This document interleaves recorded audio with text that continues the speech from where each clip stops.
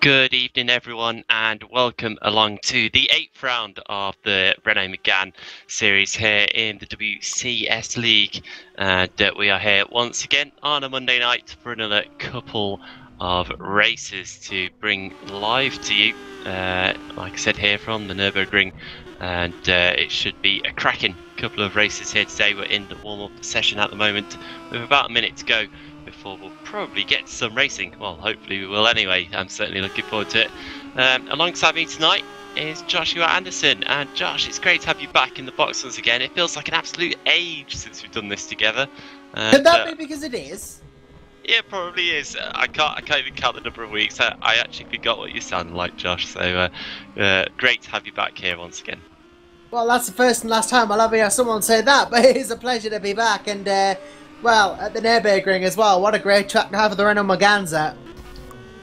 Yeah, it really is, isn't it? Of course, we were here only a week ago for the GP3s as well, and we're back once again with the Meganes. It's the latest round where we're going covering the same circuit for both series here at the WCS, so it's definitely going to be an interesting one, and we're using the full track as well by the looks of things, so not cutting this one short. We're going to have some very long laps here today, and we'll have to see if the weather's going to hold out as well, because of course over the past few rounds it's been rain and a bit more rain as well, so perhaps we might see our first dry race weekend, or race evening as you could call it, the first time in a while. Yeah, of course, and well, you know, the full track of the Nurburgring, that's going to be interesting. Goes about 2-minute laps we're going to be expecting in this race. About 20 laps in this race in the first, and then 10 in the second. So not maybe as many laps as you might have expected, but that's a long track. You know, the drivers are going to be struggling for tyre wear if they don't preserve their tyres, you know, around such a long circuit. Yeah, it is. It's going to be a little bit of a difficult one. Of course, the drivers will be able to pit in race 1. Then one pit stop for the race, because it is the feature race. Race 2 though, however, that'll be a sprint race, and don't expect to see any drivers pitting in that race, unless of course it's an unscheduled pit stop. The grid then is being set right now, and just lining up all the drivers, and we should be ready to go once that happens. And yeah, look at that, there we go, we got to the race, and of course Matthew Williams is on pole, and he certainly looked strong in Bordeaux last time out. Had a very strong couple of races, Josh, so expect to see more from him here today as well. Yeah, of course, a good show, we can expect, and well, from pole position, from pole position, you know, Matthew Williams could potentially be a good shout here. You know, you got lots of good guys up in the top couple of positions as well, a couple of people I've not seen before as well. So, you know, could be some surprises in this race, and the Megane as well. If you're going to make a surprise, here's where you do it. Yeah, it certainly is going to be the place to do it. Of course, Matthew Williams coming off the back of his first win in the Meganes. And now he's going to see if he can continue that run of form. Of course, Roy Schroten is the form man at the moment as well, after picking up 2 wins and a second in the last 3 races. But he was starting from 5th to date. So all the cars pretty much on the grid, apart from Vincent Dyke, who just popped himself onto the grid just in the nick of time, then kept us all sweating there for a little bit. So the 21 cars in this field pull away for their one exploratory lap of this circuit, and it's Matthew Williams then for Elite Virtual Motorsports who will take the field round. Started from pole position today. Tobias Olsen is second place for Ice Card Racing. Good qualifying session by him and Roy Fasal in 3rd for performance. Jason Muscat is 4th for Multiforce GP with Roy Schroten course, the guy I was telling you about, the informed driver at the moment for Race Team Schroten in 5th. Arnold Glastra for the WCS Open team then. No team associated to him that I can see. He will be starting from 6th place with Naranyan Kumar. The second of the Racing Team Schroten drivers starting in 7th. Kevin Samet from Motorforce in 8th, and row 5 has Vincent Dyke for Stacks and Josh Downard in 10th for Performance Racing. Mark Fuller then for ST Races 11th, with Peter van Boudenberg for VR 46 Racing in 12th place. Row 7 has Rennick Hoekstra and Niels Voss for CM Tech and Stacks Racing respectively, with Wesley Stefano for Hinds starting in 15th. Dan Hutt for JFF is 16th place, with Eric Godolakis, the second of the Ice Cold Racing drivers, in 17th. Eric Stanford for Elite had a good performance last time out, but he'll be starting down in 18th today here at the Nurburgring. Rick Scott in 19th for CM Tech. Rowan Hutt for JFF is in 20th place, and then lining up on the back row of the grid all by himself, unfortunately for him, is Jorge Cunha for, again, the WCS Open team, so no team affiliated with him at the moment I can see. Yeah, 21 cars on the grid. That's a decent grid size as well. You know, Meganes have really held their numbers this year, and that's great to see. It means we've got lots of cars in the battles up and down the field. This could be a really good race. Yeah, of course. We've only got 5 rounds left to go after this one. So we're definitely into the second half of the season now. It is good to see a lot of good drivers in the field. So, Josh, I'm going to ask you then, as the cars are coming around the final corner, who is your man to take the win here today of race 1? Well, this could be a difficult one as well. We know how good Williams is. We know how good Olsen is. Obviously, very hard charge in his own right. Vazail got a good qualifying as well. Muscat, you know, any of that top 4 could take the race win here. Even Glastra if he got a good race. But to be honest, I think I'm going to have to punt for Matthew Williams here. I think he's just, from that, I think he's probably going to get a good result here. Yeah, Williams is looking very good indeed. I'm going to take a little bit of a gamble here. I'm going to say that Tobias Olsen, actually, from 2nd place. Got a feeling he's going to pick up another win here today. Well, we'll find out in a second then, because the lights are coming on, the engines rise, and we are away. It looked like a bit of a missed start by Matthew Williams there. Maybe didn't react quick enough, and that's allowed Olsen to get alongside him, go towards turn 1. Look at that. Roy Vassal goes to the outside as well. We're going to be 3 wide into the first turn. This is surely not going to end too well. Oh, there's a bit of a coming together there between Williams and Vassal. Vassal gets pushed out wide, but Olsen takes the lead then from Williams, and behind him it's all starting to stack up. Muscat tries to go around the outside of Vassal and Schroten through turn 2. It looks like he's going to take that 3rd place, and even having to go at Williams as well, but just drifts the back end out a little bit. That allows Vassal back through turn 4, and he goes up into 3rd place once again, and so it's just shaking out there, but Muscat still having to defend hard, because here comes Schroten. Ooh, not quite close enough there, has to slot back in behind Muscat.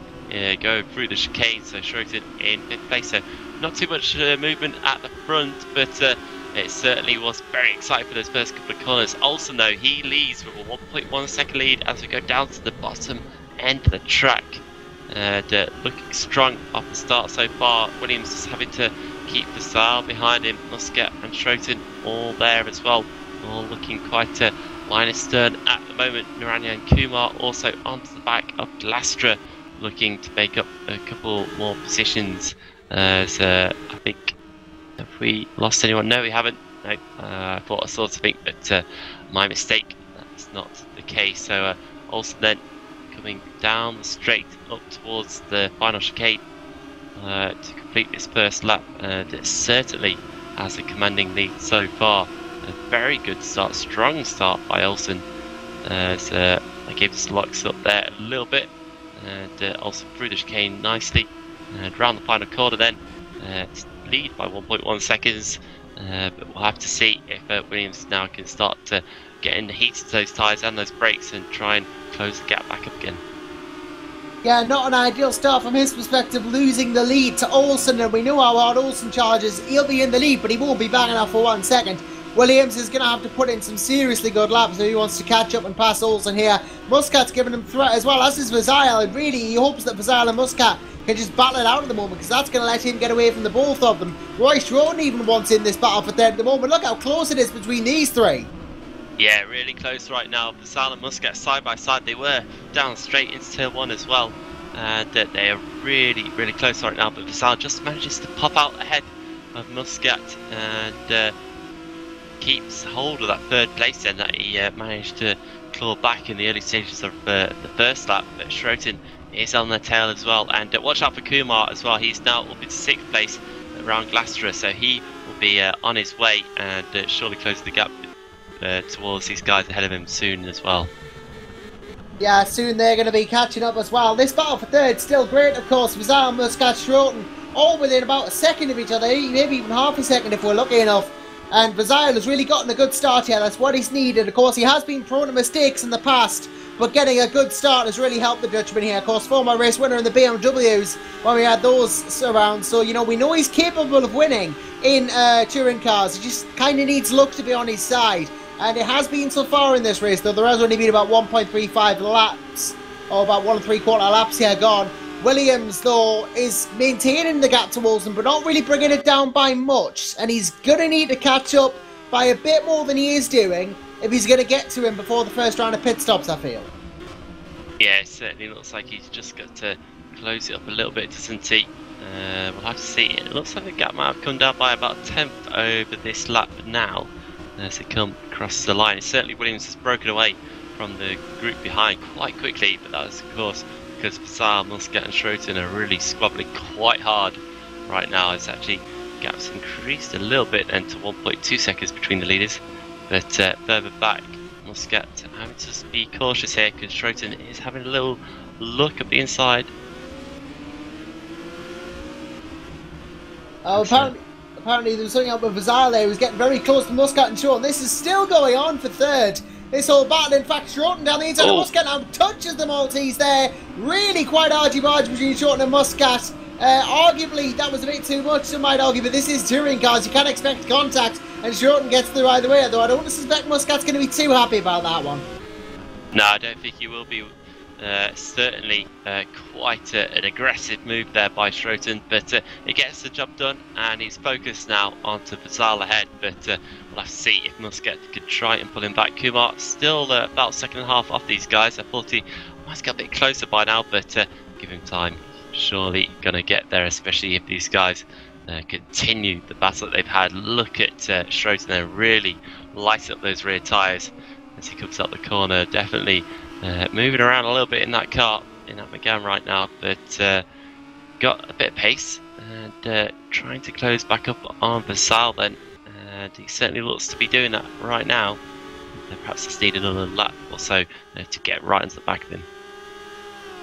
Yeah, really only needs a couple more laps, you'd think, at this rate, and he'll have the back of him sorted here, and well, this could be a very good, interesting fight. I mean, Vassal's still trying to fend off Schroten here. Muscat's going to try and catch up to the both of them. Kumar's not far behind as well, so it's a decent outing for RTS too. Van Woudenberg, Samet, Stefano all going up to 10th place as well. So we got maybe not as many battles down the further end of the field, but this definite battle for 3rd and 4th, really where it is right now. Yeah, it certainly looks like it's very much one of the closest battles on track then. So Schroten comes across the start-finish line to start another lap, and Vassal is trying to break the toe, weaving down straight towards turn 1. You can see Schroten's thinking about a move into 1. He's putting his nose just to the right hand side of Vassal to let him know where he is. Vassal's just maybe taking a slightly defensive line through 2. Runs out quite wide on the exit as well. So Schroten really then closes up to the back of Vassal, getting ever closer through this complex of corners. Just not really too many places now for overtaking, at least until he gets towards the end of the lap, so maybe just has to be a little bit patient here, or just wait for Vassal to make a mistake, as he does do a little bit there, goes a bit wide, and that allows Schroten up the inside. There's contact again with Schroten going up the inside there. Now they're wheel to wheel down here towards the hairpin at the bottom of the circuit, side by side still. Vassal just tried to hold on around the outside, but he's got to watch out for Muscat, because Muscat's trying to come through as well. They're going to be wheel to wheel between Vassal and Muscat now, because of course Schroten's got through into 3rd, and Vassal shuts the door on Muscat and then holds him off just for the moment. Yeah, for now at least held off very much so, and Vazile just is getting a bit of a sandwich at the moment. He is the filling in the sandwich. That is the Roy Shorten and Jason Muscat show here. And well, he's going to be a hard charger throughout this battle. He's going to have the slipstream going down in the chicane here, but it's going to be a question of whether you can make enough of it before Muscat has a chance to get through. He's closing in already, Jason Muscat. Must have less swing than Vazile. He's going to swing to the outside. Vazile keeps the door firmly shut though. No way through for the Maltese. No, they very much moved across the track there to state his claim that he was going to retain his ball position into the chicane at the end of the lap. But now we'll have to see onto the pit straight. Can Muscat get a good run? Can he get a good draft? Of course, Vazile picking up a bit of the air from Schroeter as well ahead of him, so he'll be getting a bit of a tow. And that means Muscat isn't quite able to close up into one. Again, just poking his nose out, letting Vazile know that he's there. Vazile, nice wide line on the exit of one, and it just moves across the track for two. And again, running very wide there. I think Vazale's struggling mid-corner, and Muscat pokes his nose on the inside of Vazile, gives a bit of a tap on the rear, but Vazile is able to hold on to it. But really feeling the pressure now from Muscat. Vazale's having to just move across the track. Here we go then, Muscat up the inside. Oh, there's more contact. Vazale's getting hit every time he has a car alongside him here. Just not quite able to get some clear air for himself, and Muscat wasn't quite able to get past there, but he's still right on the tail. Yeah, still absolutely on it at the moment. This is a cracking battle that we're watching here. While Shorten's starting to break away, these two are going out for 4 and 5, and Niranjan Kumar wants in on the action. He's trying to close in too. This battle for 4th now between Vazile and Muscat really taking hold, and we're only 23% of the way through the race. This is only lap 5. Yeah, it's going quick, hasn't it? This has been such an entertaining battle here, and well, these guys are going to have to sweat it out for quite a bit longer if they're going to stay nose to tail like this. Muscat is certainly looking for a way through somewhere. Williams is closing the gap down on Olsen as well. Just to quickly update you on that, it's about 6 tenths between the two of them, so Williams getting much closer to Olsen now, and certainly ramping up the pace as we go into the second half, this first stint on the tyres. Let's have a look then. Muscat into the final corner. Could have a good chance here if he can get a good run down the pit straight again. Williams said really close on to Olsen, then into turn 1. He goes to the outside. Olsen switches to the inside. Williams is going to try and get the switch back. There we go. Takes a nice cut on, well, not cut on the apex, but really cuts the apex quite fine there. Careful with my choice of words, that'll be controversial. But Williams not quite able to get past Olsen there. Neither was Muscat on Vazile either. So now we've got a real battle for first and second and fourth and fifth to try and keep up with. Yeah, I'm just looking to find out where Williams made up so much time. He seems to come absolutely out of nowhere. I don't know whether I missed what happened, but he really, for a while, yeah, he was a second back for a while. Oh, he made a ton of time up in the chicane on the last lap prior to this one, and then he's just been hounding him ever since. So Williams has really made his charge, maybe finally gotten into the rhythm here, and now he's really attacking Olsen. Yeah, looks like Olsen's gone for a slide around the double curve. He drifts it. He holds it all the way around. Fantastic stuff by Olsen. That means that Williams is on in that outside then. It's the Shibaka S's, and he just about holds off the position. What a save by Olsen. That was surely going to go head over tails, round and round. But somehow Olsen drifted it all the way around the Dunlop curve there. Incredible stuff. Well, he's got to get the KTTC award for drifting there. That was a sensational save from the Swede. Really shows that he's always on 100% of the time. He's going to have cooked his rear tyres there. And Matthew Williams is going to have a run around the outside of the chicane. And Olsen's got to be super careful. But he's going to shut the door on Williams anyway. But he's got to worry about those tyres now. They're going to be more warm. They're going to be hotter. He's going to find himself sliding about more. He's going to lose more time to Williams. He is going to be under some serious threat for these next couple of laps. He certainly is. He's just, look at the car. It's getting loose out of every single corner, isn't it? All the slow corners. Olsen really struggling a little bit. That gives Williams more and more incentive to really try and go for it again. Just poking his nose and taking a wide line into one. Olsen much more tighter into one. but still gets a good exit though. Did take too much curve. I think Williams might have taken too much curve on the inside of that hairpin, and also was able to just hold him off for the time being as Niels Voss pits in. Looks like a bit of an early stop for him from 13th place. Yeah, a bit of an early stop here for Voss. Well, he's very early, in fact. He's coming on lap 7, so he's going to make these next set of tyres last 13 laps. So unless he's trying to two-stop here, which I think would be quite detrimental, actually, then something is obviously, maybe he's just not making the tyres last as he comes out of the pits now.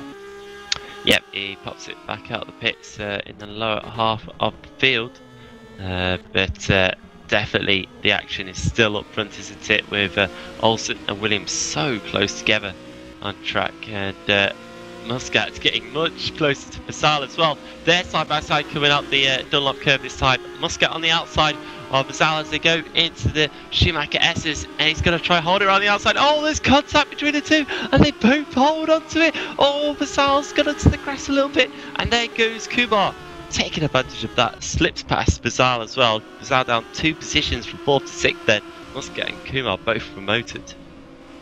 Yeah, it was the perfect misunderstanding that. Just a little bit of contact in that corner. That's given Kumar the position there. Basal won't be too happy, but he's just going to have to try and keep up with him anyway. Going to try and want to get that position back. There's still a fair amount of racing to go here, but that is not going to help his chances.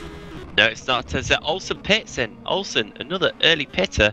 He's thinking that he's done enough of these tyres. Feels that he's completely lost them. Although Olsen does generally tend to pit quite early, doesn't he? I've noticed in previous races. Yeah, Olsen's tyres are probably toast after that save anyway, so I think he probably thinks it's fine to come in on lap 8. I mean, he's only really got to make these last 12 laps or so this isn't too bad for the Swede if he can just keep under control of that Megane. As Van Boudenberg here is under threat from Kevin Samet. Obviously, they've just gone into 7 and 8 with Olsen pitting. So this will be the battle for 7th as Samet dives down the inside of 1 and gets it done. That is absolutely textbook. He's going wide on the exit, but he's going to have the inside for the next major corner. And Van Boudenberg is going to try and go for it anyway. I don't blame him, but it isn't going to be enough quite yet. Samet is going to hold on to 7th as well. Another one more desperate attempt there. Look at Stefano now. Yes, Stefano just dives up the inside of Van Boudenberg, who was looked like he got held up a little bit by Samet there. So Samet was just braking as he is quite rallied to do for the corner. And well, Stefano's going around the outside of Samet as well. So what a move by Stefano, just passing both drivers here, moving himself up to 7th place. Well, that's taking advantage of a scenario if ever I've seen it. Taking advantage of the slightly worse exit from Samet and just going around the outside of him and saying, thank you very much, I'll have 7th. Yeah, well, it's not over yet, is it? Van Boudenberg having a look back at... Stefano's gone off. Stefano's gone off after all that great work at the start of the lap. He's just gone wide at the Dunlop curve and rejoined just ahead of Tobias Olsen then. So Olsen won't be happy about that. That's not gonna help him. He wants to try and dispatch Stefano as quickly as he can. He will want to try and get him out of the way as quickly as he possibly can here and just really try and get through on him. And Olsen, well, he knows Stefano's a threat. He's won races before as Wesley in this series, so Tobias is one going to try and get through, and going wide isn't going to help him, but he's really just trying to sell a dummy on Stefano. He swings to the left, now swings over to the right again. I'm sure that's his one move done now, and Stefano can't go any further here. Olsen's going to be forced to the outside. Stefano, oh, he's giving it the minimum space here. Williams pits for the lead. Contact over the curb. They both want to try and go for the inside. Neither gives quota, and both will feel aggrieved by that. But Stefano is the one who loses the place. As yeah, of course we know Williams in the pits here, obviously deciding to respond to Olsen. But it looks like Tobias has really made the switch. The jump here worked massively because he's going to get loads of time on the Australian. Yeah, it's quite incredible, isn't it, to see then. Let's see what the gap's going to be, but that looks massive.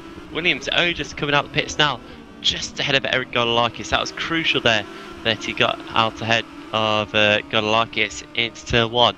But he's got Stefano between himself and Olsen, who's now onto the back of Peter van Wilderberg already. Certainly a lot of time lost, so maybe is that just down to the new tyres or what? Or did Williams have a longer pit stop? Well, it could have been a longer pit stop, but whatever happened, it's really helped. And well, Olsen now is moving up the order. He's gone past Van Boudenberg. He knows he's got to make ground up and make it up quickly. Yeah, he's carving through the field right now, getting the job done. Next up for him then is Kevin Samet in 6th place, and the more cars he's passing, the more cars he's putting between himself and Williams behind him, which is only a good thing for Olsen, and definitely gets it done quite efficiently. We'll have to see where this all shakes out once all the pit stops are done, but at the moment Olsen looking very strong.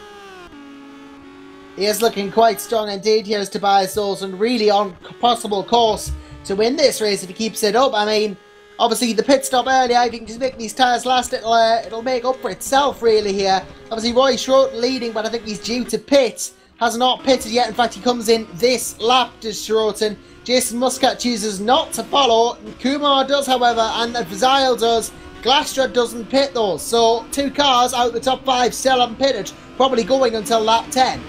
Yep, a lot of these drivers feeling that they want to run a bit longer in the second half of this race, get their first pit, well, their only pit stop out of the way slightly earlier on. We're just about onto the half race distance now then, onto lap 10 of 20, so it will be half race by the end of this lap, as then it looks like Olsen line up Samet for an inside move into turn 1. Oh my goodness, he drifts it round turn 1. Just locks the brake a bit there, and oh, there's contact between the two. Olsen nearly loses it, and somehow, how did he do this? He managed to save it. It looked like he was going to go around there after clashing with Samet into 2, but held on to it. Yeah, I mean, Samet's tyres just must not be where they should be at the moment. I mean, he's not pitted yet, so his tyres will be starting to go off. I think this is probably the limit for most people, how far their tyres can go. So Glastra, Muscat, expect them to get in and also to retake the lead of this race. Matthew Williams has really not benefited from this though, because Van Woudenberg, you know, he's now in front. He's got to get past him, he's got to get past Samet and the likes, and he's lost significant time to Olsen. Yeah, he's lost a bunch of time to Olsen here, and it's only going to get more difficult for him, isn't it? He's going to have to dispatch of the 2 cars ahead of him, or hope that they pit. That'll be the best option for him, really. Then it's less guys to squabble with. So we've still got a few guys, of course, left to pit. Rush Rutten has been in, as it looks like Vazal then has got Kumar behind him, and then there's a few more cars behind them as well. From 11th downwards, of course, both those guys have just pitted as well.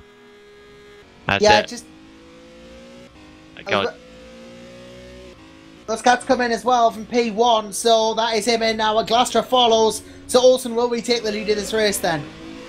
Yeah, Olsen should retake the lead of this one once he comes round the final corner and across the pit straight, as Williams just got back past around Van Woudenberg, and now quite a few guys around him are also pitting as well. Yeah, Kevin Samet coming in, so Williams will be promoted back up into 2nd place with all these guys pitting, but certainly a long way back of Olsen, 4.3 seconds right now.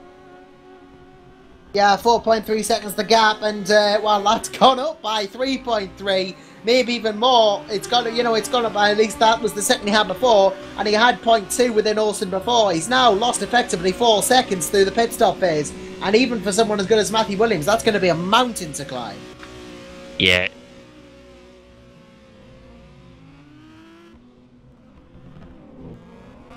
I think it's all kicking off in the pits. I can't quite see what's going on here, but Menno's stitches. I think quite a few guys are having to stack a little bit. Oh my goodness, Van Woudenberg, and who was that? Was it Godlarkis or I don't know, Niels Boss? Niels just trying to get past each other, to be honest. I think just in the pit lane because there's so many people in.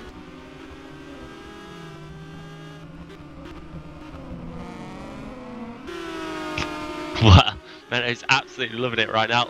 All chaos in the pit lane.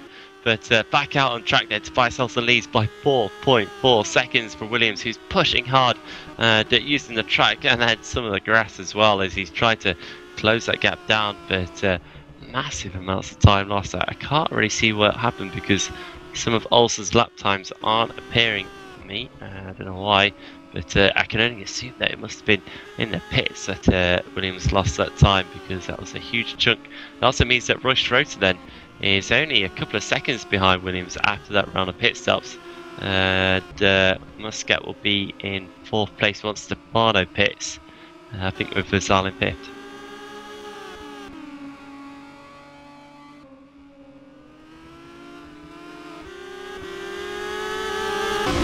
Well, Menno Klont asking if to Olsen's tyres will last. I think if he's sensible now, he can't make them last because he's got 4 seconds to Matthew Williams. He doesn't need to push hard. But we know Tobias Olsen, he always does. Yeah, he locked his brake into turn 1 there. Let's have a look at the last lap. Olsen did 2-minute 1, Williams 59.9, so about 0.2 second difference between the two of them. That's not going to be enough if Williams wants to close Olsen back down, but certainly Olsen pushing very hard in the early part of this stint, but I think Williams is doing something quite similar now as well, so we'll have to see what happens towards the end of the race as we are on to lap 12 now. And I'm still surprised that a couple of these guys haven't pitted yet. Stefano and actually I think Stefano's about the last guy to pit, so most of them have got their job done, and that means that Muscat and Vassal will be back into the top 5 once Stefano does pit pretty soon, I'm sure.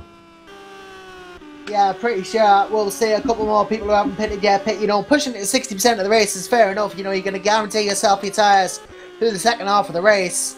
But really, it's going to be about whether Olsen's last, whether Williams can catch him if they don't. Maybe what Roy Schroten can do as well, because he's within 1.7 of Williams.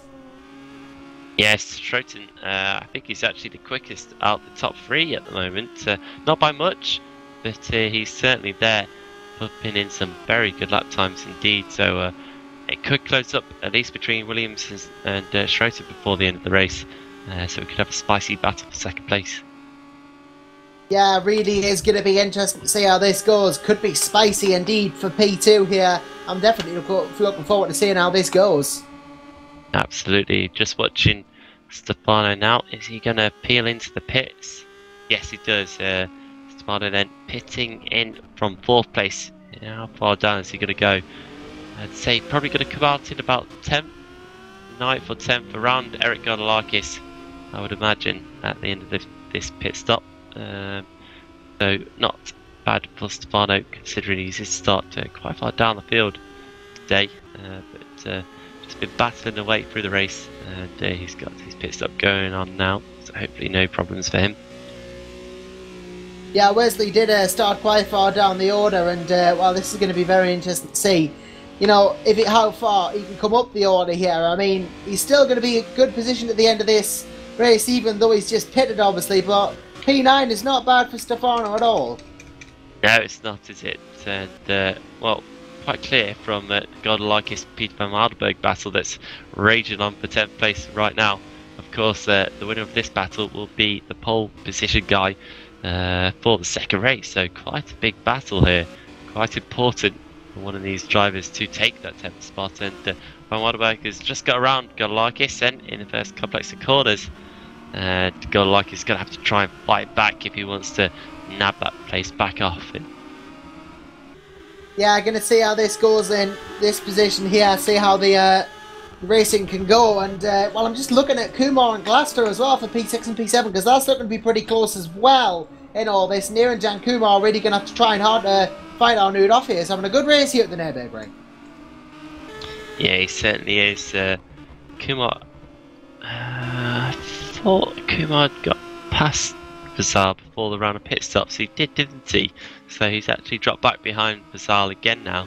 And Gloucester is not doing a bad job either, right behind Kumar in 7th place. Held on to the guys ahead of him pretty well throughout this race, and doing a solid job. Yeah, really doing a good job at the moment. Quite solid indeed, and just holding off. You know, the people who are challenging him, and Anud especially, you know, in P7, doing a good job, and I'm quite pleased to see him there. And oh, well, what's this? Ulsa, where's Ulsa gone? I'm not seeing Ulsa right now. Something's happened, yeah. Oh, I think he's just missed a timing beam somewhere along the line. He's still obviously on the server, but he must have missed a timing beam on the previous lap. It should be, well, he's actually, no, strike that. I think his connection's going, but that might have caused him to lose the timing beam because he is lagging quite badly for me. Yeah, he's all over the place for me, so this could be potentially disastrous for our race leader. Well, he's gone back into the lead, though. He has Yeah, at the his moment. ping is coming down now. It was about 2,000 for a second there, but he's resumed normal service. Well, minor heart attack over then. Tobias Olsen is back in the lead after disappearing for about a sector. I was certainly worried there that that'd have been a cruel way to lose a race from the lead, wouldn't it? But he's back, and the gap's gone out again a bit. It had dropped down to less than 4 seconds between Olsen and Williams, but just gone out a little bit more. And Schroten is about a second behind Williams as well now, so certainly closes up between those two. Yeah, really closing up between those two indeed. You know, Williams and Schroten getting quite close as well. We got the whole Kumar Gostar battle. There's lots of good little battles coming up in the last part of this race. Yeah, I think it's all going to bubble up, isn't it? As it looks like now Godlarkis, after losing 10th place to Van Wilderberg, is starting to fall into the clutches of Matthew Williams' teammate Eric Stanford, who's in 12th, and he's slowly made his way through the field after starting down in 18th. He's managed to pick up quite a few positions and looking like he's got a chance of getting onto the into the top 10 if he can make his way past Godlarkis. So I'll have to watch out for that battle as well. Quite a few little battles that I think are just starting to come together, and they're all probably going to explode at the same time right at the end of the race, aren't they? Yeah, it looks like it's all going to come together right at the end here, and I don't know how we're going to be able to keep up with this, right? No, we won't, will we? We always miss something, especially at the end of the race. So we'll just have to try and keep our eyes on it all. But that's easier said than done. Certainly, though, look at Williams. The gap between himself and Schroten behind him has dropped down to less than a second now. You can visibly see how close Schroten has got, and for whatever reason, Williams has not got the pace in the second half of this race like he did in the first half. I don't quite know what happened to him. Odd one either way, but certainly that just means that Schroten now looking much better out the two drivers, and he's going to have a go try and get second place as Williams just outbreaks himself there into the Dunlop curve, runs a bit wide, and that just allows Schroten to get even closer. Yeah, Schroten really getting the edge on now, and well, you can tell he wants this second place. He doesn't want to settle for third. He wants to go for second, and well, you know how capable he is as well, Roy. How good a driver he is. Matthew Williams is going to feel the pressure here. Yeah, he will do, won't he? You can see now that Schroten really onto the back, and within striking distance, he just has to get a good toe down one of these straights, and he could be in the position to really have a go. Gets really close there to Williams into the chicane, and then round the final curve, Coca-Cola curve, onto the pit straight. Then what can Schroten do? This runs a bit wide though, coming out the final corner, and perhaps that's going to hurt him down the pit straight. But still, you can see he's starting to get a bit of a toe on Williams, starting to close in. He's going to have a go up the inside. No, Williams takes the defensive line. Definitely feeling the pressure right now, and having to just drive a little more cautiously than maybe he would like to. Yeah, really having to be a bit more cautious here, and well, I'm sure he just wants to go for it, you know, but he's got to watch out for Williams. Williams is just going for it at the moment, obviously he's still got, you know, quite a way left to go in this race to be calm and patient, but I think Schroten just wants to get through. He certainly does, doesn't he? He's going to have a go in every which way that he can. That Williams just got to keep his braking and his lines as good as he can get them, because right now he could be looking but losing this third place, but he still seems to be closing the gap just slightly to Olsen ahead. Olsen's certainly not on pace right now, as whoa, Schroten's so deep into the Dunlop curve there. Williams went a bit deep as well. Schroten went even deeper, nearly caught the back bumper of Williams, but just about stayed up it, but certainly pushing hard as over back Vincent Dyke has come into the pits again, and still a couple of other battles going on track as well, but no changes that I can see.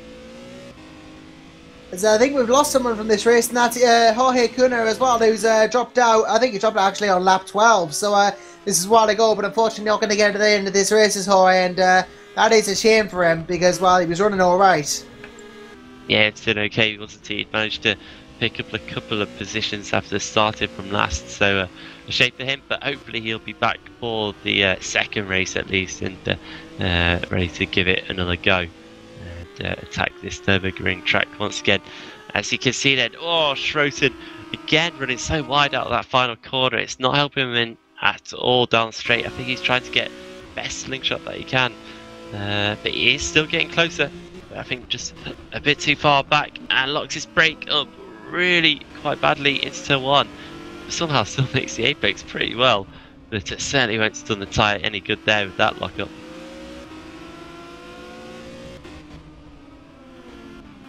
Well, Williams is starting to catch up a little bit now to Olsen, but I think he's probably still going to hold the lead of this race. He's on lap 17, and I don't ultimately think strategy is going to hurt him here. No, Olsen's lap times have really gone off right now because Williams is starting to go slower and slower, I think, because he's focused so much on what's going on behind him. But Olsen's lap times are even worse, so all of a sudden top 3 are really starting to bunch up a little bit, but will there be time as Olsen just pulled out enough of a gap in the early part of this stint to be able to keep himself away from these two scrapping behind, or will it all come together for a great freeway battle in the final couple of laps? This is really getting quite interesting right now. I've just waited for the cars to go through the next split to see what the gap is between them all. Well, there's a potential for it to happen, I guess, you know, but I think ultimately Olsen's probably going to hold on to the lead here.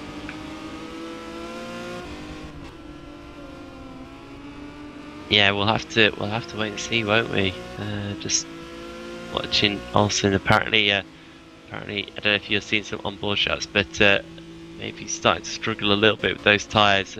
Probably took quite a bit of life out of them with all that overtaking he had to do at the start of the stint after coming out of the pits very early on. Of course, pitted, what was it, about lap 7 or 8 that Olsen came into the pit, so just having to do a bit more on these tyres than perhaps he would have liked. But we come across the line then, and Williams actually lost about 10th of a second that lap, so Olsen's managed to reel it back a little bit, although Williams admittedly didn't have the best of laps himself. Yeah, not the best of laps from Olsen. I mean, Williams' last lap was a 2:01.3 and Olsen's a 2:01.3 as well. You know, they've been doing very similar laps, but before that Williams did a 2 dead and Olsen a 2:01.5, so it seems like Williams is capable of better pace, but it's not quite consistent yet. No, it's not, and right now he's really going to be struggling because he's got Schroten all over the back of him now. Schroten right onto the tail, and just having a little poke into the first complex in sector 1.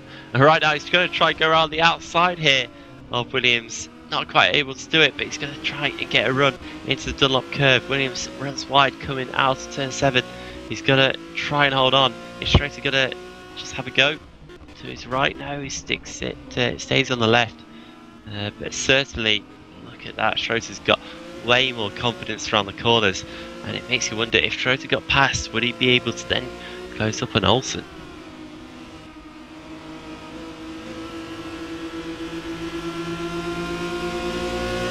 So Olsen's actually having to contend with a little bit of lapped traffic as well now, so he's just got past Dan Hutt. And well, who's the next one up the field? It'll be Roland Hutt. It's about another 10 seconds or so up the field, so might not come into this before the end of the race. But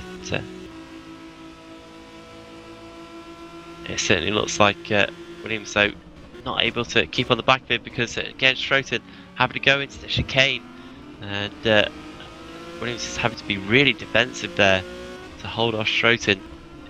You know, Schroten's got much more pace as Williams makes a mistake then into the final corner. That's going to give Schroten a good slingshot down the first down the pit straight then into the first turn. Here we go. What can Schroten do? Williams goes to the inside. Schroten has to go to the outside then. It's going to be who can break latest and who can hold the line through turn 1. Schroten's trying to hang it on the outside to get the inside line for turn 2. He's keeping his nose in there. It just gives Williams a bit of a nudge there. That gives him the inside line for 2 into 3 then. Schroeter's surely got the advantage. Oh, Williams returns the favour and then some. And that just spins Schroeter around sideways, slides across the track, but gets back going again somehow. But that's certainly looked like quite an aggressive hit there by Williams. Yeah, well, Roy was going round the corner there, and yeah, Roy was coming into the turn, it looked like. Then he just, it looks like Williams actually seemed to come over on him. Actually, he was coming over to the left, and yeah, he was obviously crabbing anyway, I believe. His suspension, something was up with the suspension on Williams' car or something, but he got hit from behind. Williams just seemed to come over on Shorten, really, unless Shorten missed his braking point. But there wasn't much space to manoeuvre with anyway. Then Roy indeed did fall victim there, and when it was coming into the next turn, Williams hit the brakes and then lifted off them, and then just poof into the back of Shorten. I think there'll be words had there between the two of them. Yeah, I think you might be right there. So, well, this is getting a little bit personal, isn't it? Although we've only got one lap to go after this one. Then Olsen coming around the final couple of corners to start his final lap in a few seconds or so, and Williams now has about the 8/10 lead over Schroeter in third place. So will Schroeter have another chance at Williams? Will he have another go? Is it going to get personal? Is there going to be more contact? We'll have to find out on this final lap. It certainly isn't going to be a battle for the win, but it's going to be a battle for second and third, and potentially even fourth, because Jason Muscat's quite close as well. As it looks like then Kumar is onto the back of Fasal across the line. Fasal's going ultra defensive right up against the pit wall, so Kumar's going to have to go around the outside into turn one. He's going to have to brake late here to get past Fasal, and just runs a little bit too wide there, and that's allowed Fasal to hold on to that position for now. So oh, look at that, who was that? That was Dan Hutt going around in front of Williams and Schroeter there. Luckily, as expected, as Josh Downard has retired because he's run out of fuel. Can you believe it? Just didn't have enough fuel in the car. But now Schroeter all over the back of Williams, literally pushing him down the hill towards the Dunlop curve. What's going to happen here? Williams goes to the inside of the corner. Schroeter tries to go around the outside of the Dunlop curve. That's a very long way to go around another driver. Not able to do it, but he's going to try to set himself up through the Schumacher S's and up the hill towards the end of this lap to get this position. I'm just looking back at that Shorten-Williams incident, and Williams has gone through on obviously Shorten as a result of that, I believe. But it seems to me like Matthew Williams, he hit the brakes, then he lifted off, then went back on them again. He was going for the inside of the corner. He must have known Shorten was going to defend that. I don't know whether that was whether he did that because of the incident with Shorten or whether something happened there. But if that was, I don't know what Matthew Williams was thinking there, like. But Tobias Olsen, meanwhile, he has got nothing to worry about, has he? Really, he's not really had much to worry about all race. Apart from that, I think he's celebrating for the majority of this lap already, isn't he? Here comes Tobias Olsen then drifting. How does he do it? Great car control, but he comes across the line then at the Nurburgring to take the victory in race one, and his third victory as well. A great result for Olsen. Oh, Williams! What's happened to Williams? What's happened there? Schroeter's got past him on the line. Williams in third, Schroeter in second, Williams in third, and Muscat nearly got third as well, but he finishes in fourth place. That's it. Here comes Fasal then across in fifth place, Naranjan Kumar in sixth, with Glastra coming home in seventh place, second of the multiple cars. I think I see what happened here. I think I see what happened. Williams lifted off. It was coming onto the home straight, right at the very last possible moment. Yeah, Williams, he just lifted off completely, waited for Schroeter to pass. I think that's compensation for the hit on him before. I think he's just let him through again there. Muscat almost went through as well, but Matthew Williams held third there. That was quite sporting of him then, let him through. Yeah, quite sporting for Williams then, but well, he could have done it earlier though. Yeah, I would say that he left it a bit late. That's what I was thinking. Surely if he let Schroeter through earlier, then he could have just had another go, had a chance to get back past him, but decided to do it right at the line. It's an odd one for Williams. Maybe he thought about it a bit too long, and eventually felt a bit too guilty when he got up to the line, decided to let Schroeder have the position. That's a shame, because we could have seen a fantastic battle between the two of them on the final lap. Tried to see if Williams could have come back past Schroeder, but it didn't happen. But nonetheless, that's it for race 1 just about. So I'll take you through the order as they finished. Vice then, of course, your victor, with Roy Schroeder in second, Williams in third, Muscat in fourth, and Pasal in fifth, as previously stated. Kumar finished in sixth place, just ahead of Glastra, and just behind Pasal as well. Pretty close between those three. Kevin Samet picked up at 8th place with Wesley Stefano in 9th place, with Peter Van Wilderberg then, driver who managed to get 10th place and more importantly pole position for race 2, and he did it just by the skin of his teeth, only by half a second. He managed to beat Godlikis by with Eric Stanford in 12th place. Mark Fuller finished in 13th place with Niels Boss in 14th. Rick Scott was 15th with Rennick Hoekstra 16th. Roland Hutt in 17th. Dan Hutt in 18th, one lap down. And Josh Downard, Vincent Dyke and Jorge Cunha all retired from that race. Downard retiring, of course, out of fuel with only a lap and a half to go. So just needs to check his fuel, I think, next time before the second race. But an exciting one, Josh, wasn't it? And we certainly kept guessing right up to the end. And who would have thought that Williams would maybe seen the light or had a change of heart as he approached the line and just let Schroeder go through for second. Yeah, let him through in the end there, and well, that was yeah. You say he gave the place back, and obviously there was a problem in the thingamajigamy, and well, I don't think Williams was happy with the contact with Roy then, and well, he's fair enough to not be happy with it, but well, he gave the place back, and that's what's mattered here. Yeah, so hopefully it'll be all good between the two of them. Of course, they're going to be lining up. Of course, the second race. Yeah, just seeing the post-race chat. Yeah, maybe not too happy. Maybe Williams wasn't too happy about that one, but gave the position back anyway. So and perhaps there might still be a bit of fallout going into the second race. We'll have to wait and see. Of course, Williams will be starting just ahead of Schroeder, be 8th and 9th, the two of them in the second race. So definitely worth sticking around for that one. But a great win for Olsen, and well, for him, that is his third win of the season then. So he seems to be winning every third race that he competes in at the moment since Silverstone. Seems to be the pattern that he's on, and that's only going to be good for his championship as well. Of course, Ray Kilk not here again after missing Brno. He's also missed this round, and that means that Olsen will be jumping ahead of him into second place in the championship and closes the gap down as well on Jason Muscat. It was previously 17 points between the two of them, and with Olsen's win, that will give him 7 points. So it's going to be 10 points difference between the two of them then, from my quick maths. Hopefully that one's right.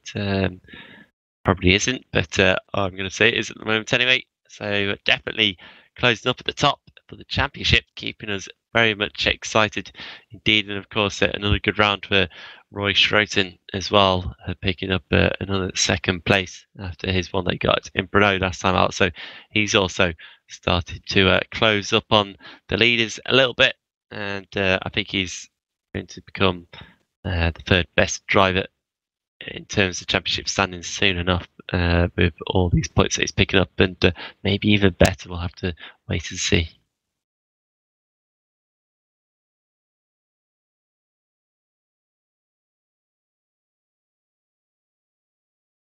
Yeah, so we're going to have a bit of a break at the moment.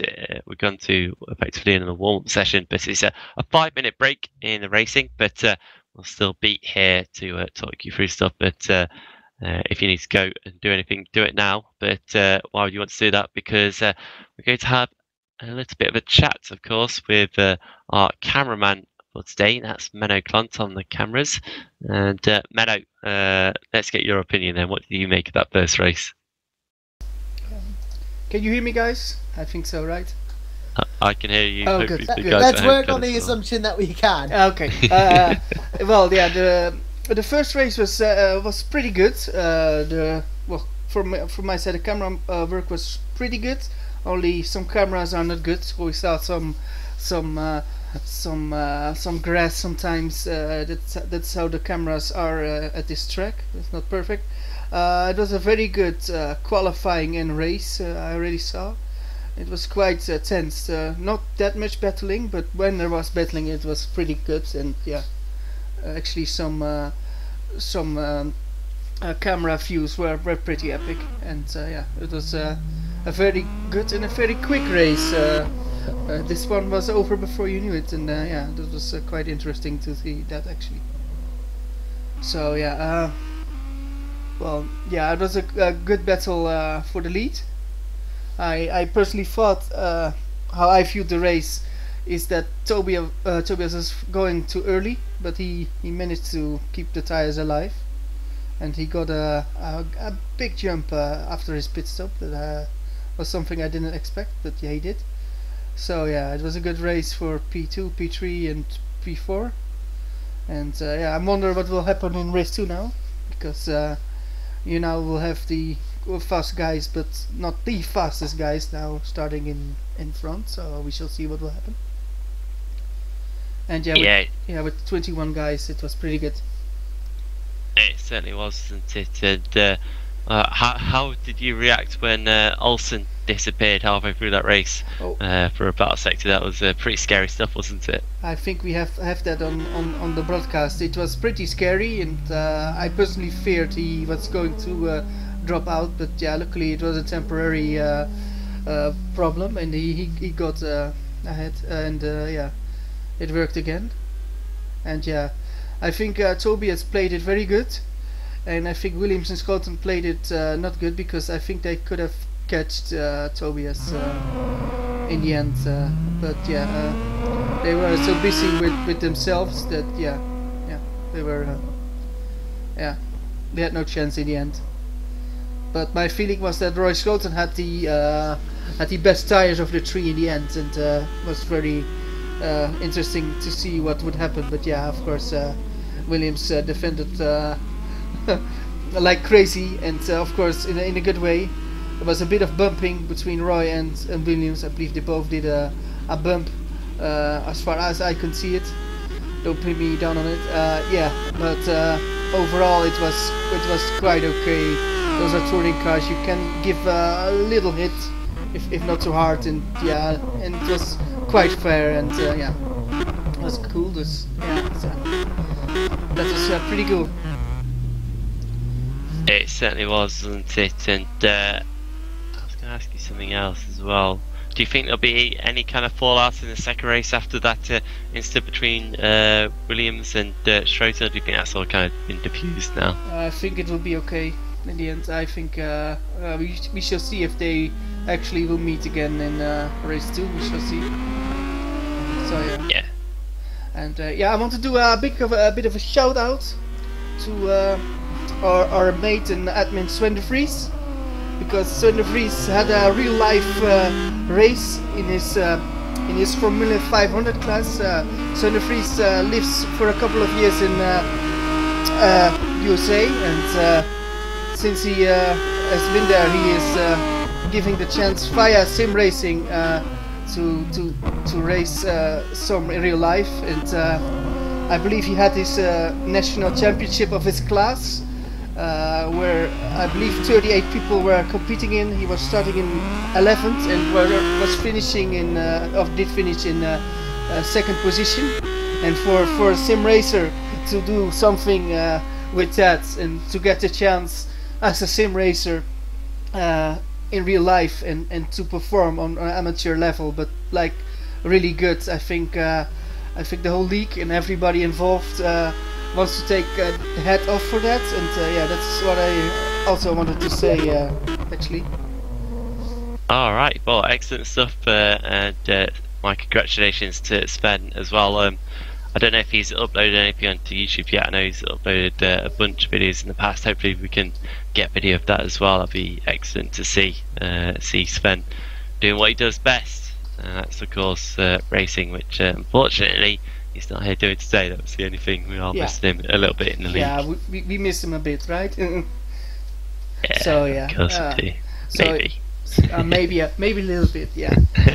but yeah, I think he did all right for a race. So now race 2. I'm going to get in the commentary again. Yep. Have fun.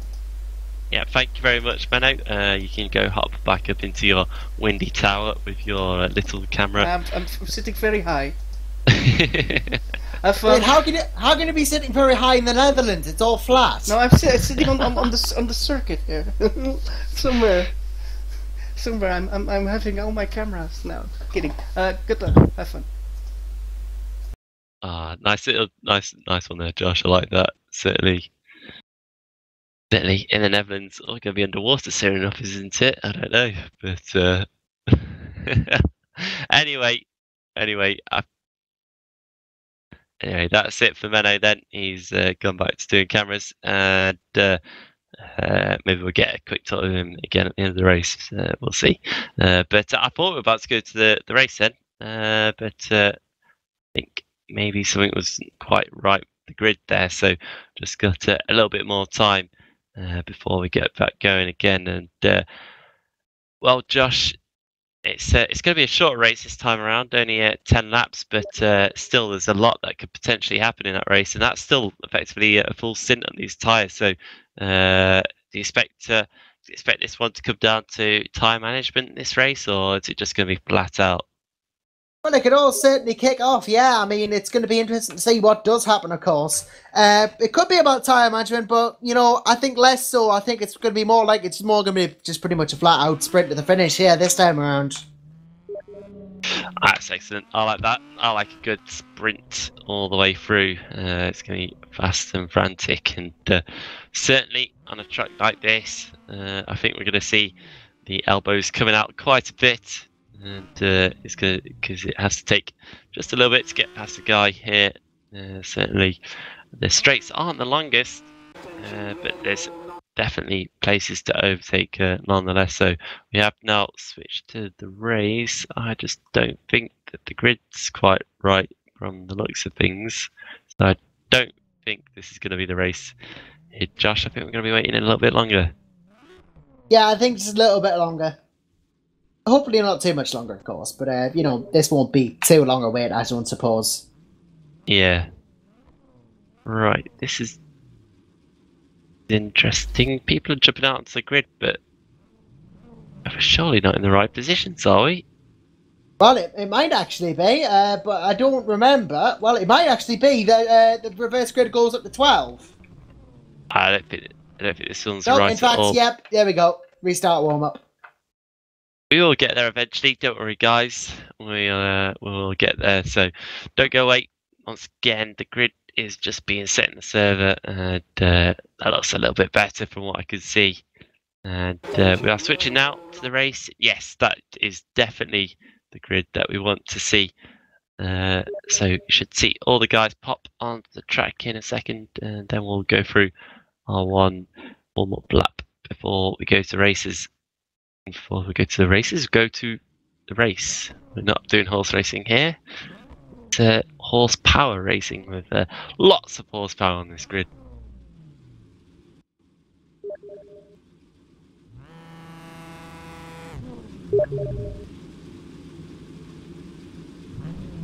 So, cars just popping back onto the grid again. And once they have all got there, we'll go through the grid then. Just waiting for Jason Muscat and Vincent Dyke once again. Looks like Vincent decides to keep everyone waiting, but today it's Muscat who's the man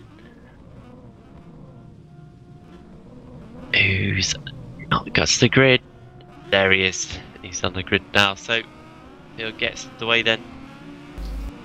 And Peter van Wilderberg, of course, who finished in 10th place in the first race, he then takes pole position here for the second race, for these 10 laps around the Nurburgring, and that's of course the top 10 have been reversed. So Wesley Stefano will start in second for Hinds, with Kevin Samet lining up on row 2 in third, with Glastra alongside him in fourth. Naranjan Kumar is in fifth, with Roy Vasal in sixth place, with Jason Muscat from Motorsports in seventh, and Matthew Williams for Elite, hoping for a little bit better in this race after looking like he could have won that one in the first half of the first race, but whether he had some suspension issues I'm not quite sure, but certainly went off the ball a little bit in the second half of the race. Roy Schroeder then is in ninth, with Tobias Olsen for Ice Car Racing in 10th. His teammate Eric Godolakis is in 11th place, with Eric Stanford second of the elites in 12th. Mark Fuller for ST Races in 13th, Niels Voss for Stacks in 14th. Rick Scott makes it an all CM Tech Racing 8th row with his teammate Rennick Hoekstra. Roland Hutt is in 17th place, with Dan Hutt another all team row with JFF Racing on row 9, and then Josh Downard Performance Racing is 19th, with Vincent Dyke for Stacks in 20th, and once again for the second race in a row, Jorge Cunha will be starting all by himself in 21st on the final row of the grid. So cars are making their way around now. They're in the second half of the lap, and Peter van Mardenberg just taking the field road round nice and slowly here onto the straight up towards the final chicane. I will be without Josh for the majority of this race, at least. We'll see, maybe he'll make it back in time, final lap or so, but because that's the case, I don't really have his opinion on who I think will win this race, so I'll give it a stab myself. And looking through the field here, difficult one, but just the way it's been going today, I think I'll go for Jason Muscat. Actually, Jason Muscat in 7th. I think he can come through the field and take the win here. No offence to the drivers ahead, but certainly in the first race it looked like the top 4 just had something a little bit extra in terms of pace.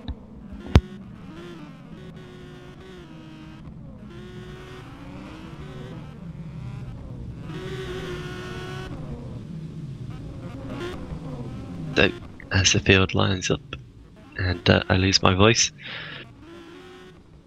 Kuna just makes his way to his grid spot in 21st then. So the lights are coming on, the engines are rising once again, and here we go for race 2 then. It's a good start by Van Mardenberg here, with Stefano beside him going to the outside then. It's going to be, is it 3 wide into turn 1? No, not quite, although Stefano's now going to have a look up the inside of Van Mardenberg into 1. Can he brake late enough? He's having a go, and Van Mardenberg gives him the room. That puts them side by side through 1 and into 2 then. It's going to be close between the two, but Van Mardenberg with the inside line is just able to get up the corner better, so he retains the lead then into 3, with Stefano in 2nd, Samet in 3rd, Kumar in 4th, Batista challenging Fasal for that position, as Fasal then just slips back as he runs a bit wide coming out of turn 5, and slots in just ahead of Matthew Williams. Has made a start, a decent start by getting past Muscat, who's in 7th place. Glastra, he's dropped back a little bit, he's into 9th now, with Olsen right behind him in 10th. Hasn't really progressed so far in this second race so far, but we'll keep an eye on him because we know how quick he is. So down at the Dunlop curve, Kumar and Samet then go side by side. Kumar then manages to grab 3rd place from Kevin Samet. Samet has to slot back in behind him, just ahead of Pizarro, as they all are still nose to tail here, going through the Schumacher S's and up the hill to go into the final sector of the first lap of this race.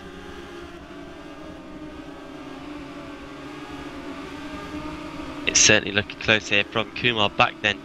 He's got Samet on his tail, but Samet is really coming under pressure from Vasal now as they head towards the chicane. Vasal goes one way, then he switches to the other. He goes to the inside then. Samet brakes really late. It makes the chicane absolutely good effort by Vasal, so he takes 4th place off Samet, and now Samet under pressure from Williams, who is also under pressure from Muscat. Muscat forces his way up the inside into the final corner, and they're going to be side by side down the straight with Olsen just behind him as well, watching on. So this could be a critical battle here. Whoever comes up top between these three could be the guy to take the win potentially if they can carve away through the rest of the field. Muscat dives into one, and look at that. Olsen follows him through as well. Williams just has to give both of them room, and that means Muscat's through. As Olsen runs a little bit wide, just about holds onto it there. But that allows Williams to retain his position in 7th and only loses out to Muscat in the end. But that's important for Muscat. He's away now. He's got his teammate Samet just ahead of him. And will Samet be able to hold on, or is he going to let his teammate through and let him get on with it? I think we'll probably find out now down towards the Dunlop curve. Muscat right at the back of Samet.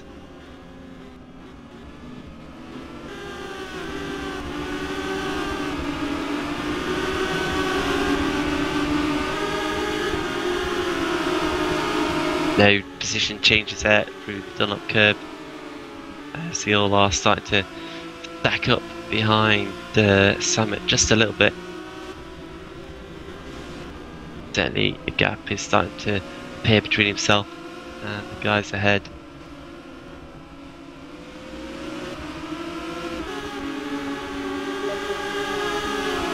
But now, look at this, Muscat's coming under pressure from Williams instead, and this time it's Williams who's going to go to the inside of Muscat towards the final chicane, and they run side by side into the corner, and Muscat gets the job done. Then also tries to find a way in himself, but isn't able to. And look at that, Roy Schroeder's right behind us as well. So the top four in race 1 are all together now in 6th, 7th, 8th and 9th place in the field.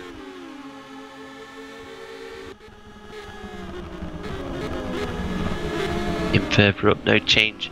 The guys ahead, but Samet now has left the door open, and Williams takes the position up the inside into turn 1, and Muscat follows him through pretty quickly as well. And here comes Olsen also. So all of a sudden, Samet's losing a ton of positions here, and he loses another one to Roy Schroeder there as well. So in the space of about 3 quarters, Samet's gone from 5th back to 9th. It's quite mercilessly, all the guys behind him have just carved their way through fairly forcefully as well. So Samet just needs to group, make up the pieces, and just get back on with it again. So now Williams is already onto the back of the Zal there for 4th place, so taking no time at all. He's only taken a sector of this lap to catch back up with Zal, and he's got to find a way past him because he's got plenty of pressure behind him. Muscat is on his tail as well, as is Olsen, just a little bit further back. Zal as well, not too far behind Kumar, so certainly looks like Kumar is the guy that's just holding everyone just slightly at the moment. The gap's certainly developed between himself and the top 2 are relatively close. Only about half a second between the top 2, so we'll keep an eye on that between Van Wilderberg and Wesley Stefano.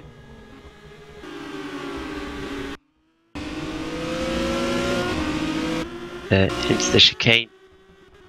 It looks like Schroeder and Olsen battling for position 7th and 8th here. And someone's gone off. Oh, that's Roy Schroeder. Roy has gone off the track, coming out the chicane. Contact between himself and Olsen there, and Schroeder has just hit Golarkis. Oh, and there's a stack up at the final corner. Someone else got involved in that as well. Is that Rick Scott? Yes, it is. And well, that's a disaster for him. He got caught up in somebody else's crash, and well, that's bad for Golarkis and Schroeder as well. Schroeder's parked it and retired it as well. So a disaster for Schroeder, who's done so well over the past few races in a couple of rounds, but he is out of this one. And well, no points for him. That's only going to hurt him in his battle with Olsen and Muscat in the championship then.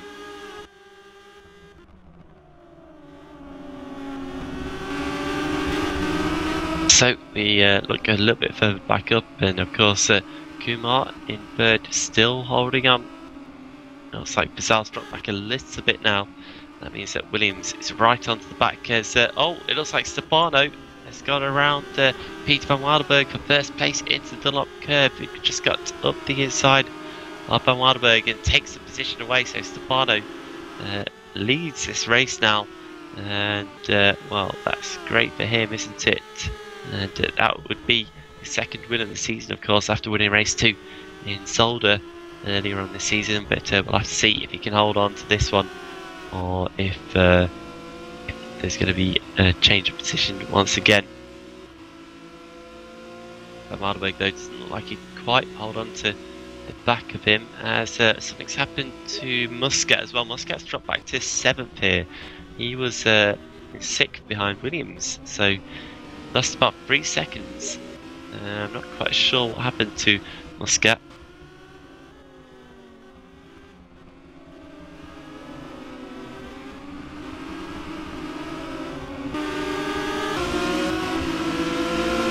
Down the pit straight once again, then on to lap 5 of 10. And Van Wilderberg hasn't given up on getting the lead back just yet. He's stalking Stefano.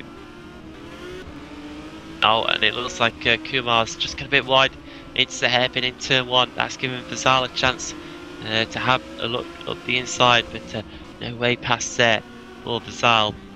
And he's just got to be careful as well, because he's still got Williams behind him. He can't afford to make a mistake here trying to get past Kumar.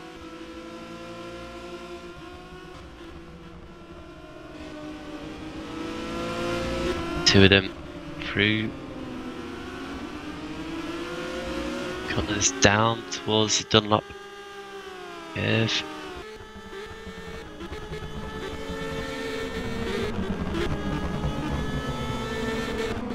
Will Bazal be able to make a move on Kumar? Will Van Wilderberg be able to get back at Stefano? It doesn't look like it at the moment. He's just fallen a little bit further back, about a second back now. As Bazal coming under a bit of pressure for Williams. Williams not able to have a chance at getting past right now. That seems to have stalled out a little bit. Got to Bazal. I thought he was going to continue carving his way through the field, but it hasn't quite happened that way. He's going to have to just try something a little bit more to get past to the final chicane. Oh, and Bazal gets a bit loose coming out the final chicane. Williams trying to have a look up the inside. Bazal's going to have to give him room then into the final corner. Williams is going to try and hold it around the apex there. Just nudges Bazal out a little bit there, kind of pushes him off track. But Bazal, I don't think he's going to have any of that. He's biting back then, looking both ways on Williams, down straight towards turn 1. And he's going to try and get back around the outside of Williams through 1 and into 2. He's going to keep his nose there, so Williams is going to have to give him a bit of room into 2, which he has just about done. Slight contact between the two. This is still not over yet. Bazal is not giving up in this place. But Williams just shuts the door into 3 then. And that's a position gained for Williams. Bazal back down to 5th. Just getting a report from Menno Klont that Van Wilderberg is lighting up his tyres quite a bit. And just getting on the gravel as well. I think pushing a little bit too hard now, and perhaps start to feel it in his tyres as well. Certainly has dropped back now to 1.7 seconds behind Wesley Stefano. So just starting to struggle more and more compared to Stefano's pace. Stefano's looking very, very good right now.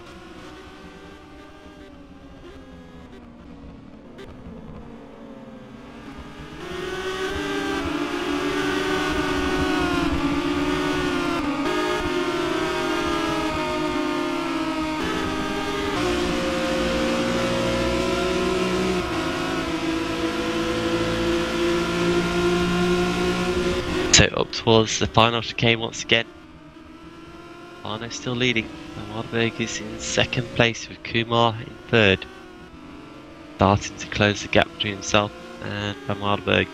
But behind him as well, he's got Williams and Bazal still relatively close together, also closing up as well. So it looks like we could be on for a big battle for second place in the coming lap or two.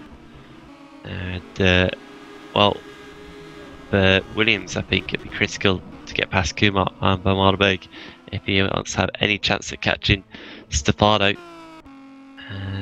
We'll see if Kumar's got the pace as well to do that. Of course, he's been stuck up in third place for a little bit now. And let's not forget about Tobias Olsen and Jason Muscat either in 6th and 7th place. They're also closing in on the 2nd, 3rd, 4th and 5th battle. This is currently starting to heat up a little bit more.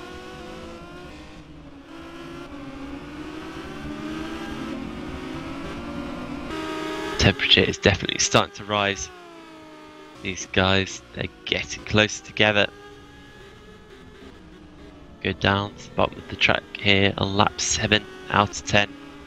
Halfway through lap 7 here. And now Van Mardenberg has got his mirrors full of Kumar's racing team Schroten car. And at the same time, here comes Williamson right onto the back of Kumar. Gets a good run out the Schumacher S's. Has a look at the inside. That's caused Kumar to make a mistake. He's just broke very late there. And look at Bazal as well, ever the opportunist up the inside as well. And oh, Kumar tried to get back past Bazal, just a bit too much there. Tried to get back up the inside and went around himself. So Kumar's now down to 9th place. Just a bit too racy from him there, I feel. And he won't be too pleased with that one. He cost himself quite a bit of time, quite a few positions as well. And he might struggle to get back now because he's a full 5 seconds behind Glasser in 8th as well. So anyway, that gives Williams 3rd place, and he's now on to the back of Van Mardenberg as we cross the line start lap 8. Van Mardenberg having to go defensive, but not defensive enough because Williams just swaps over to the inside and already by the braking zone gets the job done. Quite nice and clean around the apex, and Williams is away then. He's been released. He's 4 seconds behind Wesley Stefano. Can he catch Stefano? Stefano, however, is actually doing relatively good lap time, so I think unless something major goes wrong or Stefano's tyres really go off in the final couple of laps here, he should be okay. He's just got to keep it clean, keep it on the black stuff, and not make too many mistakes over the final couple of laps. Bazal then, he's onto the back of Van Mardenberg now.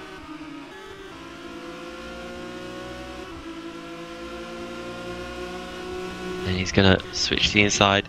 Oh, and there's a contact onto the back of Van Mardenberg by Bazal into the Dunlop curve. Just completely missed his braking there, but he's gone for the position anyway. And he's going to try and go around the outside of Van Mardenberg in the Schumacher SS, but thinks better of it. Just taps the brakes and falls back there. I think that certainly wasn't going to end too well for Bazal after well, slapping the back of Van Mardenberg's rear bumper as well into the Dunlop curve. Bazal's got to be mindful though.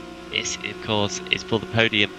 3rd place in the race right now. He's got to get past Van Mardenberg quickly because Olsen and Muscat are certainly close up behind as Van Mardenberg makes a huge mistake out, breaks himself into the chicane there, and well, that just allows Bazal through on exit.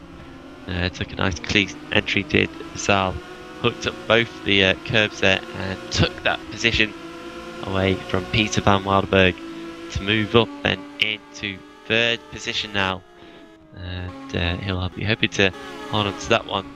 But Olsen, oh my goodness, Olsen so late on the brakes there and misses Van Mardenberg but gets past him into turn 1, and Muscat trying to follow through as well. So Olsen into 4th, Muscat, can he get 5th here? He's going around the outside of Van Mardenberg and he gets it done.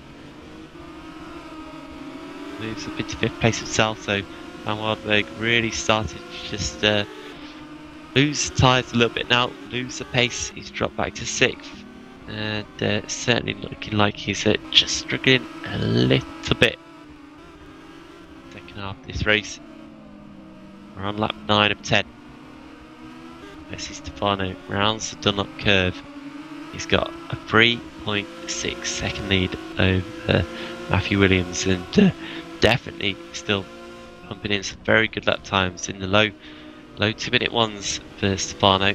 Williams is a little bit more erratic with his lap times. He gets into about the mid 2-minute dead mark, and then also drops into the mid 2-minute ones as well. So we'll have to wait and see if Williams can hold on to this.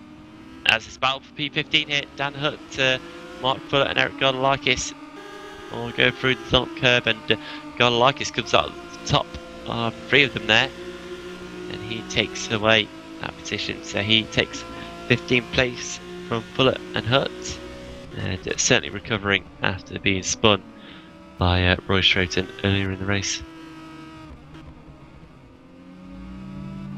And I think Dan Hutt's just had a crash as well. He's just gone off there. But Wesley Stefano then starts his final lap of the race here at the Nurburgring. And he has a 3.3 second lead over Matthew Williamson. Oh, look at this, Muscat and Olsen are side by side here. 4th and 5th on the line. Both of them battling away hard, and Muscat around the outside of 1. Up the inside of 2, and there's contact, and Muscat goes around. Muscat spins it coming out of 2, just maybe tried to squeeze Olsen a little bit too much there, spun himself around, and he's dropped back to 8th place. Difficult to say whose fault that one was. I have to catch a replay of it, but Muscat back to 8th. Olsen in 4th, and has Van Wilderberg on his tail, but should be able to hold off Van Wilderberg the remainder of this lap. That probably cements Roy Vassal with a 3rd place finish as well, so I think Vassal will be pleased about that one. But Stefano then, he's just drove an excellent race, of course, taking first on lap 4 from Peter Van Wilderberg, after Van Wilderberg of course started on pole position, while Stefano started in 2nd.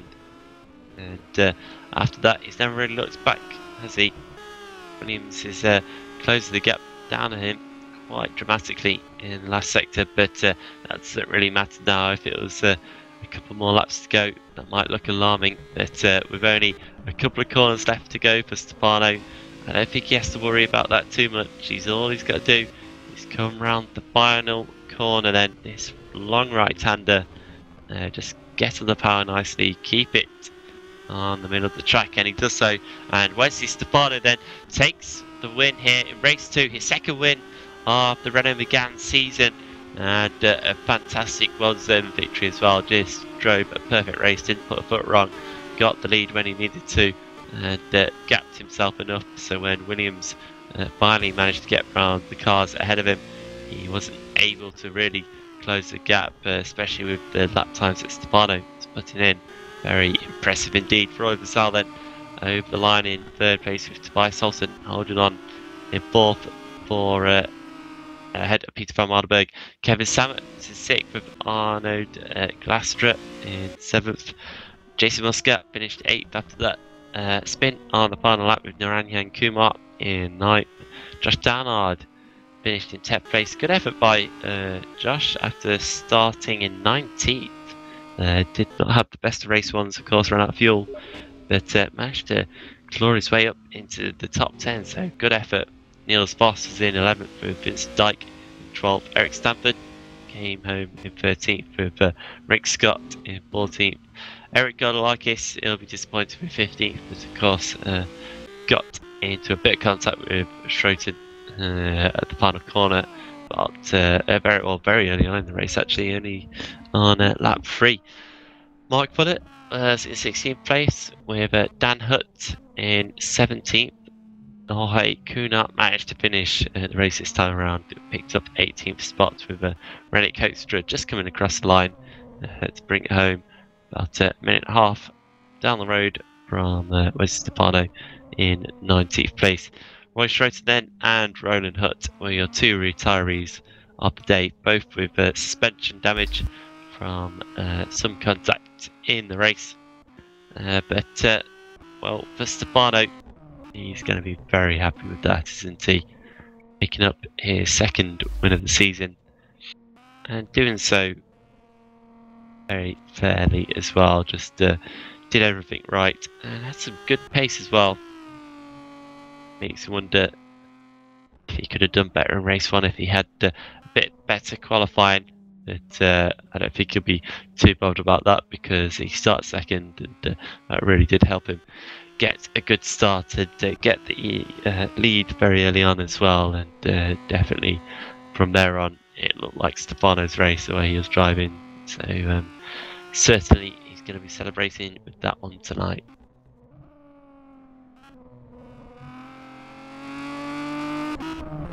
So with that instant at the end of the race as well, with Muscat, dropping back to 8.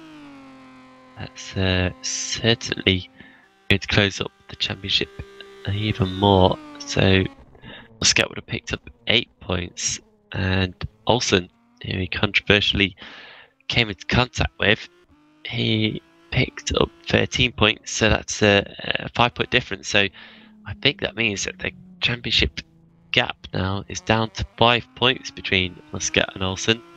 So really is closing up in the championship for Sal, with a good podium for him. And that wouldn't have harmed his chances either. He would have closed up in the championship, taking third spot out of the day as well.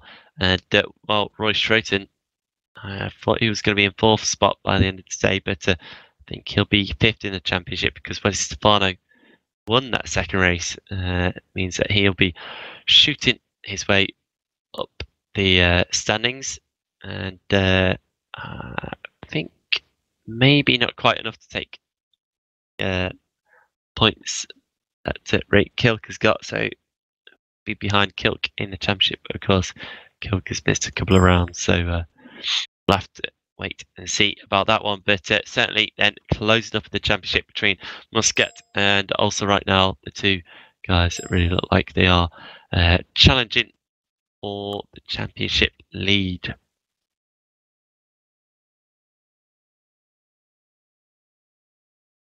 Yeah, so looks like we've got a couple of interviews coming up now, so we'll just bring the guys into the room. And classically, we managed to catch them when they were having a conversation as well. Always the dangers of being in the interview area.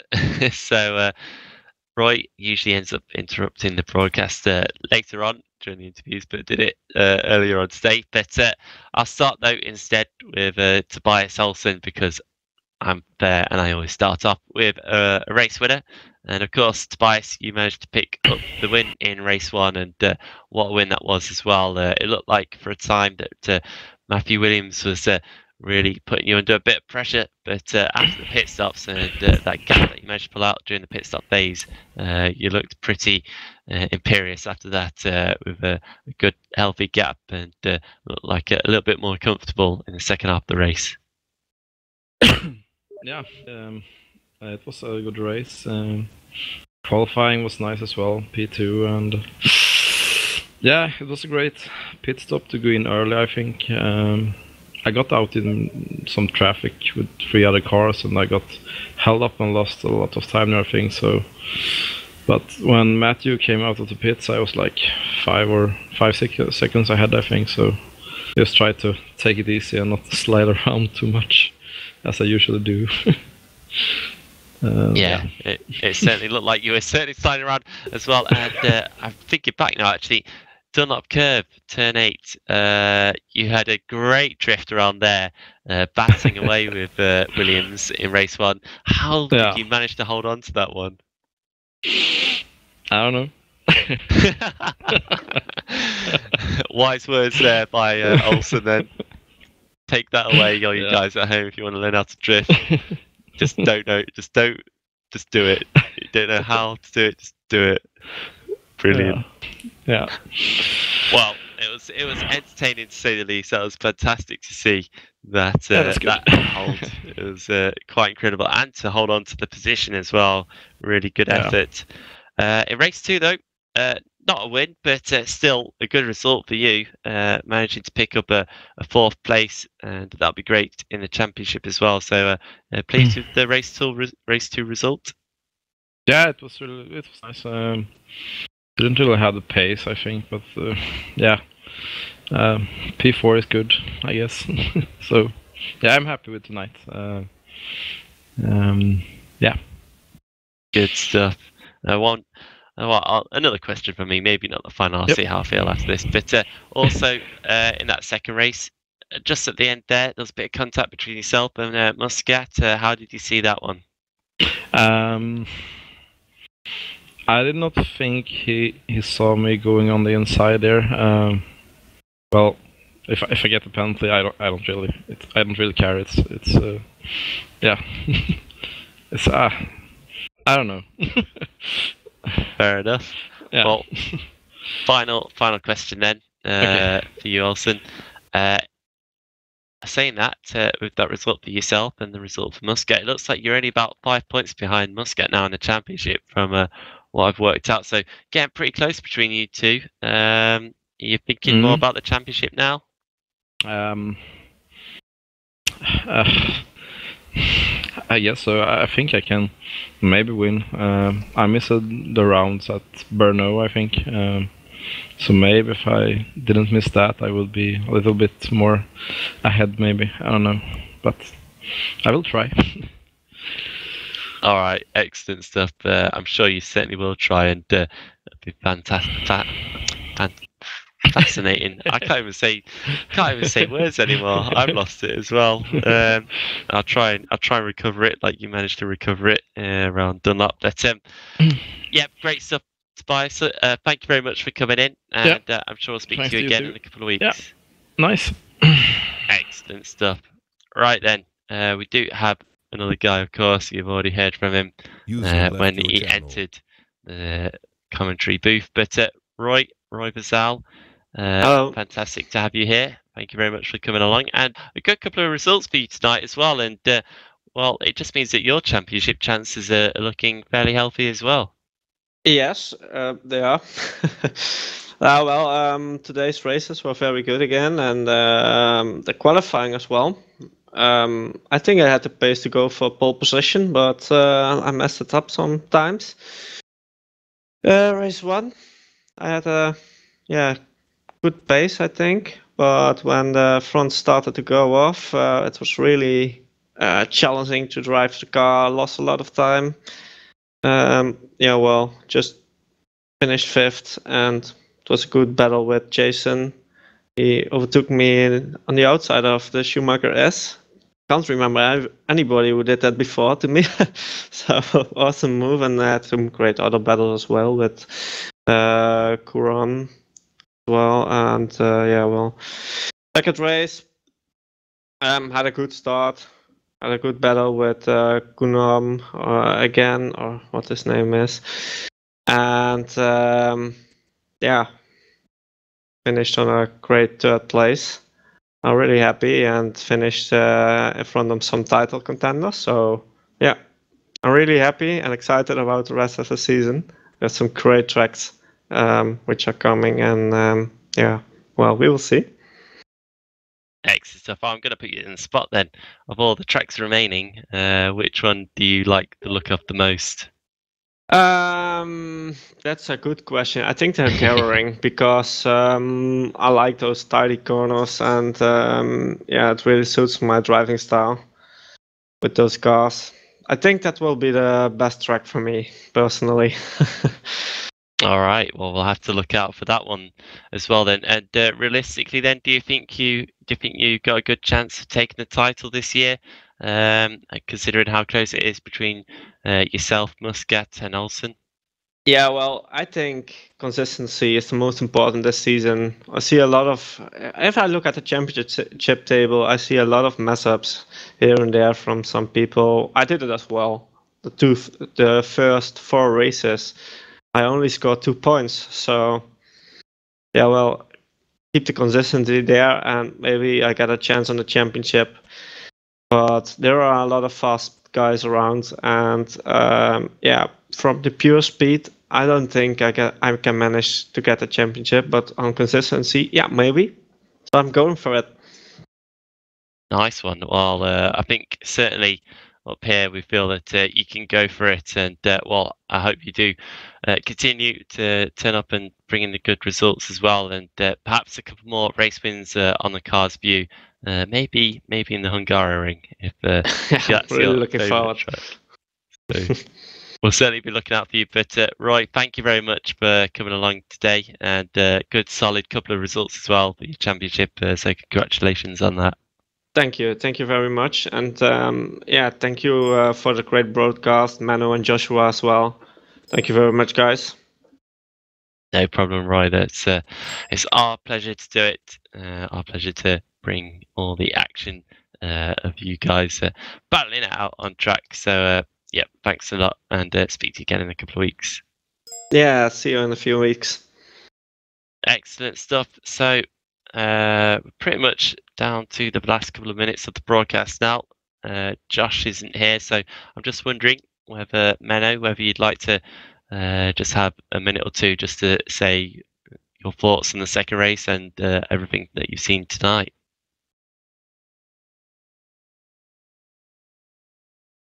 Hello again. Well, yeah. Well, it was quite good. Those two races.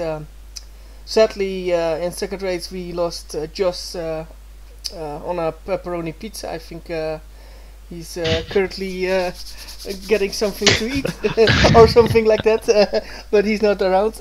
No, getting onto race 2 because we already spoke about race 1. Race 2 was also intense. You saw a lot of people who made a little bit of mistake in race 1. Went better in race 2. The field was much more compact, and it gave some good battling. Shout out to Peter van Woudenberg, who actually was long in the lead, and I think he can only get better now. He learns the car more and more, and of course I think everybody did quite okay, and it's a shame really that not everybody can get points, only the top 15, but for the rest it was good. Yeah, I think it certainly was. It certainly was a shame that not everyone can get points, but that's racing, I guess, isn't it? But thanks for that, Menno. That's brilliant stuff. And thanks again, actually, for all your camera work as well that you've done here tonight. I'm sure it looked fantastic. I'll watch it back later and see what it was all like. So thanks again for coming along, and your work is very much appreciated here. So that means that it is just about all we've got time for the Meganes today. But don't worry, we're not going to be away for too long. In about 9 days, we will be back at the same time on Wednesday, the 11th of October, for the GP Freeze from Suzuka. That is surely going to be one to watch. It's such a technical, twisty racetrack. It's going to really push the drivers to their limits, and could be a big one for the championship as well. Now, as we get down to the business end of the season, and then in 2 weeks' time, again on Monday the 16th of October, we'll be back with the Meganes, and we're going to go to a different track. We're going to go to Malaysia instead, and more to the point, the Malaysia North layout. So if you don't know anything about that, that's effectively the Grand Prix track down the pit straight through turns 1, 2, 3, 4, 5 and 6, and after turn 6 there's like a little like right-hander that takes you back onto the pit straight, so it cuts out a lot of the track, and then the second half of the track. So a bit more of a compact track, a nice one actually for the touring cars as well. So it should be good for overtaking because you've got a nice long straight. So overtaking into 1, 2 and 4 are certainly going to be on the card. So watch out for that one. That's going to be a little bit different, and should be action packed as well. That is, of course, in 2 weeks' time, like I previously said. But for now, from the Nurburgring, that's all we've got time for tonight. But thank you very much to Joshua and to Menno again, to all the drivers who competed and made it such an enthralling couple of races, and to you guys at home as well for tuning in. I hope you guys enjoyed that very much so. But I'll speak to you all again in about a week or so's time. But for now, goodbye.